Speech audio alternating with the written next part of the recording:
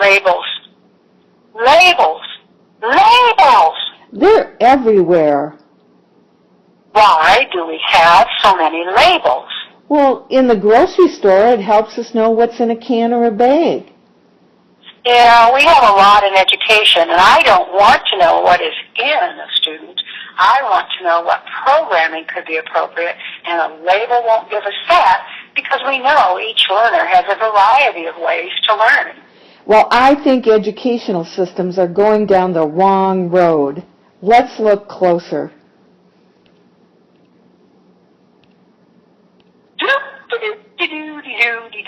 Hi, are you new in this school? And what is that label? Well, you have a label also. I think everyone in this school has a label. Oh, I'm labeled gifted. But I'm not sure what that means. I guess I'm good at reading, but not so good at math. And you're Title I. Do you know what that means?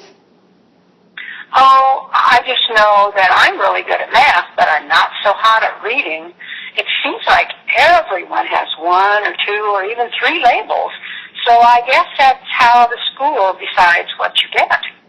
So you're Title I. What happens to you? Oh, I go to another room and I work with some other kids who don't read so well. Oh, what happens to you? Well, I go to another room and work with some kids who read really well. Boy, that sure is confusing. My mom says labels create stigmas. What is a stigma? Well, I guess it's something someone says about you, and then you believe it. So, if you are Title I, then this is the prescription you get. Or if you are gifted, then this is the prescription you get. Yeah, I guess that's how schools do problem solving for delivering programming. We did interview students with or without any kind of a specific label, and they told us things like, I want to be an LD because LD kids get to do fun things. Less work's required. Help is given when completing assignments. Rewards are given for completing assignments. And it looks like there are perks that other students are not getting, so they're not afforded to everyone.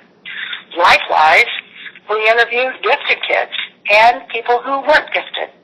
And those stigmas were, wow, you're smart. Ooh, you get special privileges. You do everything well. You don't need any help. So, myths and misconceptions are being developed when students believe the label determines the programming. And beliefs should be driving instruction, not labels. And beliefs are what a school should be operating on. Beliefs such as children and their work are why schools exist. Student programming should be based on strengths, not deficits. And the focus of schools is to identify and create programming, not to identify and label students. If you look at some of the information that recently everyone is becoming more aware of, you start to understand what neuroplasticity is. Neuroplasticity tells us that all of your brain can be transformed and improved due to the process of neuroplasticity. If we adapt to change, the brain always changes, and scientists and practitioners have validated this.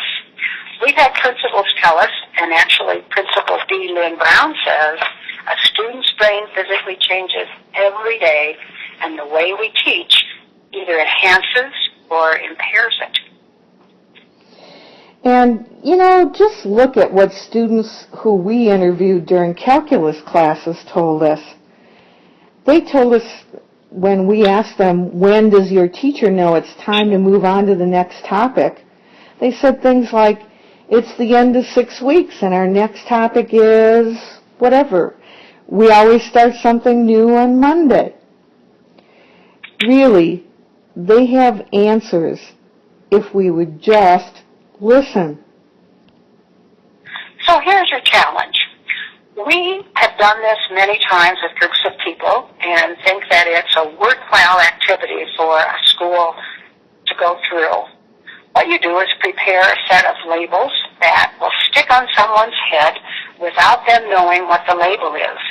And then you can gather a group of teachers or parents, and when they have that label on, the other persons can see the label, and you treat and talk to the people based on any assumptions that perhaps are made about that label.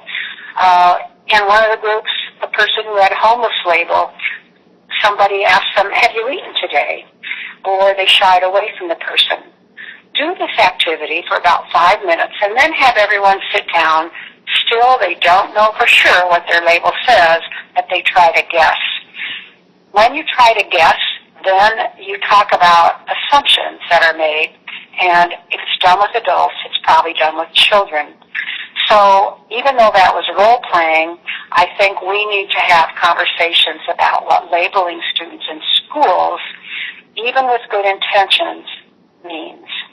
If you do this, we would love to have you share your experiences with us.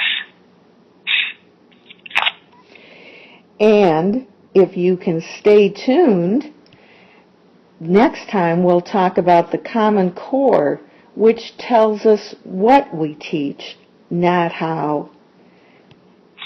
Thanks for listening to NLC Instruction, or Next Level Challenges, presentation. Bye.